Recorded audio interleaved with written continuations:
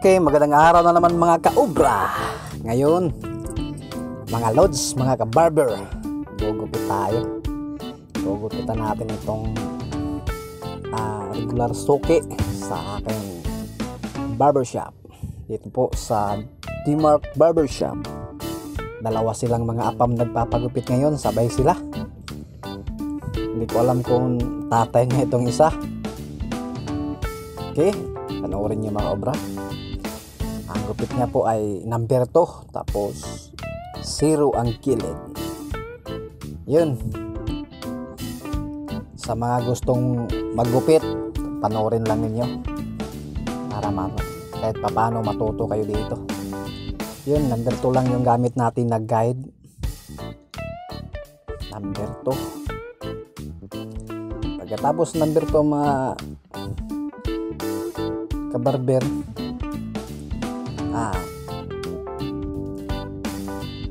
sunod natin ang number 1 para dandahan pababa ng pababa hanggang 0 na. Pwede kung marunong tayo hindi na tayo hindi na tayo gumamit ng number 1. Kaya ngayon mga obra, tingnan nyo, panoorin nyo ang aking customer nakapag-asawa ito dito sa malapit sa amin mga obra, sa subdivision. Dalawa sila ngayon sabay nagpapagupit. Hindi ko alam kung anong lahi nito mga obra.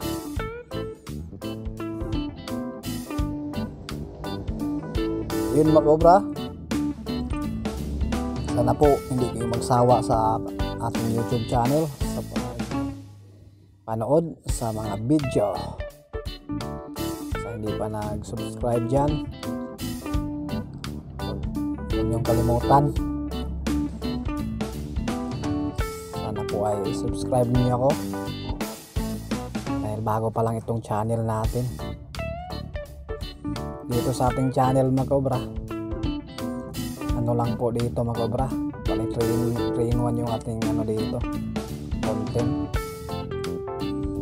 Tutorial din tayo sa pag-electrical, mga simple.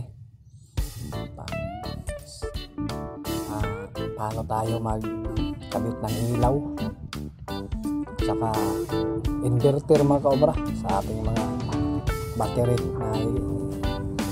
na DC gawing AC. 220 volts gawin natin mula sa 12 volts gawin natin AC. Mga cobra, 220 volts. Ayun, simple lang ating ngayon mga cobra. Gupit natin. At sa gusto komisyon, pwede kayong para sa mga painting. Pwede kayo sa ating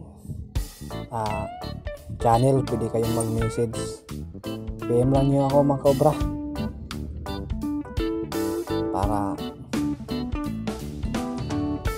kung gusto nyong mag-commission tulad ng charcoal painting or kaya electrical, gusto nyong magpa-wiring sa bahay nyo, pwede naman tayo mga cobra. Yun, ahit na tayo.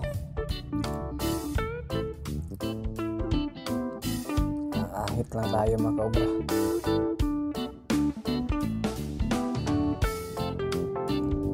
Napaka lang itong natin mga cobra. Gawa ngayon. D-Mark Barbershop. Simple lang barbershop namin dito mga cobra. Simple lang. Kasi yun nga, hindi ako nag-renovate dito dahil anytime ito paalisin ng may-ari sa may-ari ng lote. Kaya hindi na ako dito renovate. Parang hindi barbershop.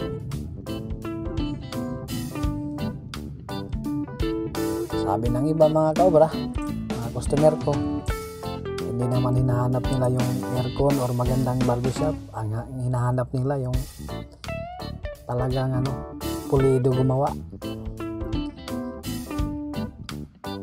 Yun lang naman ang hinahanap nila. Yun ang pinaka-importante, na komportable sila pag sila ay nagupitan. Hindi naman ng aircon ang makapadala ng pagkapugi nyo, mga kaobra. Kaya dito, susunod natin ito ang kasama niya. Yun. Ito, marunong na mag-Bisaya ito. Yung isa lang, mga kaobra. Yun, next.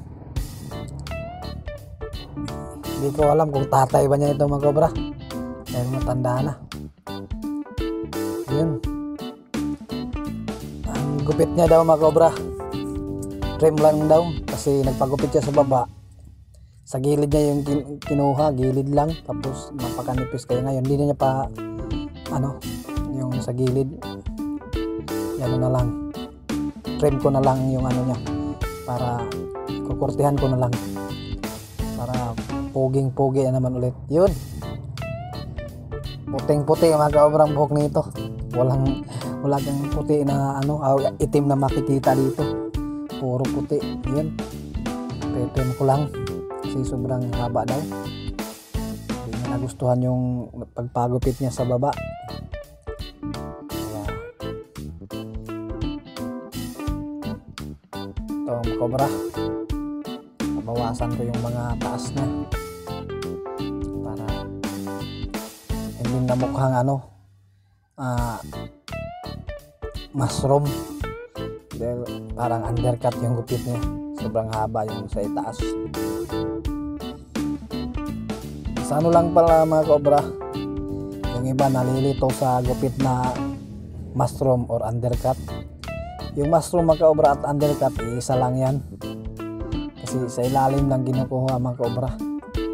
Yung sa itaas hindi na kukunin at mahaba siya. Yun ang tawag nila pag may nagpapagupit na undercut. Yun, pareho lang sila sa mushroom. Depende, mga kaobra, sa undercut niya kung mababa lang or mataas. Depende lang yan, mga kaobra. Kasi yung mushroom napakataas, mga kaobra. Napakataas yung niya, pagkuha ng undercut niya. Di katulad yung iba kasi, yung mga babae magpa-undercut, nasa gilid lang, parang barber lang tingnan, pero undercut yung mga kaobra, tawag nun. Lalo na sagad mo yung yung pagka-undercut mo. Pag mataas naman, mga kaobra, yun, pareho lang, parang mushroom din. Okay, tuwang-tuwa siya, mga kaobra, kasi kuha niya yung gusto niya. Pero init daw, pangit daw tingnan yung mahaba. Kaya tuwang-tuwa siya na nakuha yung at naayos yung niya, mga kaobra, yung texture ng buhok niya. Ayun, mga kaobra, sa hindi pa nag-subscribe dyan, sana po ay subscribe niyo ating channel, dahil bago pa lang ito. Sana din pagpalain kayo ng Panginoon. Ayun, tigit siya, bagong-bago ang bleed, mga kaobra. Sa kanila hindi sila sanay pag sa natin, mga kaobra, pero soft lang ang ko, mga kaobra. Kamay napaka lang, gaan. Parang action lang yung niya na hindi pa na pagpikit na yung mata niya. Pero matalas talaga, mga kaobra, yung ating blade dahil bagong-bago, hindi sumasabit. Ayun, reaction lang yung kanina. Ayun, mga kaobra, tapos na ating blade. Yun, sa gustong magpapagupit, pwede online na lang tayo, gugupitan ko kayo. Ito yung trabaho na pwede naman online ito, mga kaobra, pero kailangan puntahan ka pa doon. Tawag doon, mga kaobra, home service. Ayun, tapos na. Okay, mga kaobra, maraming salamat. God bless sa inyong lahat. Thank you po. Okay, bali 300 lang binayad nila mga cobra. Tag 150 sila. 70 lang naman yung gupit dito.